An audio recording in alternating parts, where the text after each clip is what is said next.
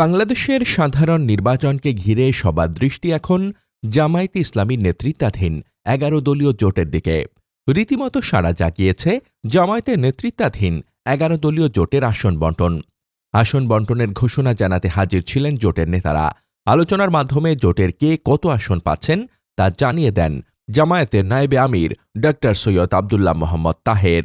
বাংলাদেশ জামাত ইসলামী ১৭৯, জাতীয় নাগরিক party ৩০, Bangladesh Khelafat Majlis 20, Khelafat Majlis 10, LDP 7, Nazim ইসলাম party 2, আমার Bangladesh party 3, Bangladesh development party 2। জামায়াতকে ১৭৯ আসন দেওয়া নিয়ে যারা ভ্রু কুঁচকাচ্ছিলেন তাদের আগে একটি মৌলিক প্রশ্নের উত্তর দিতে হবে। আপনি কি ক্ষমতার রাজনীতি বোঝেন নাকি শুধু আবেগের রাজনীতি করেন? রাজনীতি কোনো ফেসবুক স্ট্যাটাস নয় যেখানে আরও চাই লিখলেই আরও পাওয়া যায়। রাজনীতি হলো শক্তির ভারসাম্য, সময়ের হিসাব এবং সমঝোতার শিল্প। সেই বাস্তবতায় দাঁড়িয়ে ২৫০ আসনের মধ্যে ১৭৯ আসন পাওয়া জামায়াতের জন্য কোনো ছাড় নয়, এটি একটি কৌশলগত অর্জন। জামায়াত যদি সব আসনে প্রার্থী দিত তাহলে কি হতো? সংগঠনের কর্মকাণ্ড বাড়াতে হতো, সম্পদ কমে যেত, কর্মীরা ক্লান্ত হতো এবং শেষ পর্যন্ত লাভের চেয়ে ক্ষতি বেশি হতো। বরং সীমিত আসনে শক্তি কেন্দ্রীভূত করে লড়াই করাই হলো পরিণত রাজনৈতিক কৌশল। যারা এটাকে কম বলছেন তারা হয় রাজনীতির অঙ্ক জানেন না, নয়তো ইচ্ছাকৃতভাবে বিভ্রান্ত করছেন। একটি বিষয় পরিষ্কার করে বলা দরকার, চরমোনাই পীরের ইসলামী আন্দোলন মাঠে না থাকলে জামায়াত আরও অন্তত ২৫ থেকে ৩০টি আসন জিততে পারত।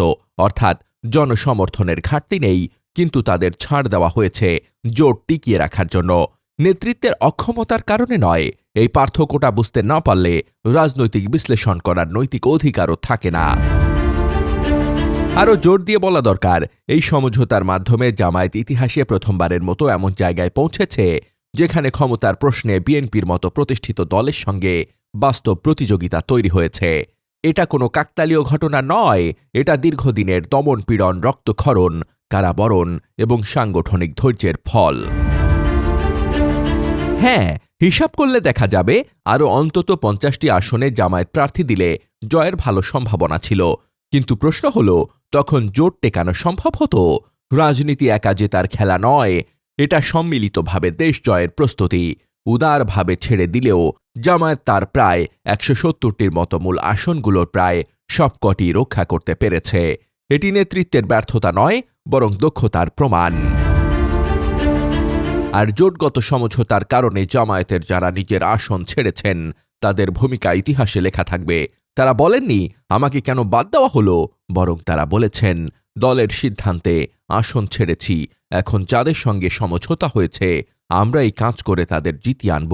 এই মানসিকতাই দলকে আন্দোলনে রূপ দেয়, আন্দোলনকে ক্ষমতার পথে নেয়। আর সবচেয়ে বড় বিপদ বাইরে নয়, ভেতরের দুর্বলতা, অযথা সমালোচনা, আবেগীয় স্ট্যাটাস আর কাঁদা ছোড়াছড়ি এই জোটের সবচেয়ে বড় শত্রু। একটি দায়িত্বজ্ঞানহীন লেখা হাজার কর্মীর মনোবল ভেঙে দিতে পারে। যারা এই সময় বিভাজন তৈরি করছেন তারা বুঝে বা না বুঝে প্রতিপক্ষের কাজটাই করে দিচ্ছেন। জামায়াত ১৭৯ আসন নিয়ে মাঠে নামা মানে হেরে যাওয়া নয়, বরং এটি জয়ের জন্য সঠিক জায়গা থেকে শুরু করা। ১১টি দলের সম্মিলিত শক্তি যদি শৃঙ্খলার সঙ্গে মাঠে নামে তাহলে এই জোট আর বিকল্প থাকবে না। এটাই হবে মূলধারার বাস্তবতা। রাজনীতি ধৈর্যের খেলা, সব জয় একদিনে আসে না। কোরআনের ভাষায়, হতে পারে তোমরা কোনো কিছুকে খারাপ মনে করো অথচ এর মধ্যে মঙ্গল নিহিত রয়েছে, আবার কোনো কিছুকে তোমরা ভালো মনে করো অথচ এর মধ্যে নিহিত আছে অমঙ্গল। আল্লাহ তাআলা জানেন, তোমরা জানো না। ১১ দলীয় জোটের এই সমঝোতা, জামায়াতের এই ১৭৯ আসন আগামীকাল ক্ষমতার দরজায় কড়া নাড়ার শব্দ। যারা সেটা শুনতে পাচ্ছেন না তারা সময়ের শব্দ শুনতে পাচ্ছেন না।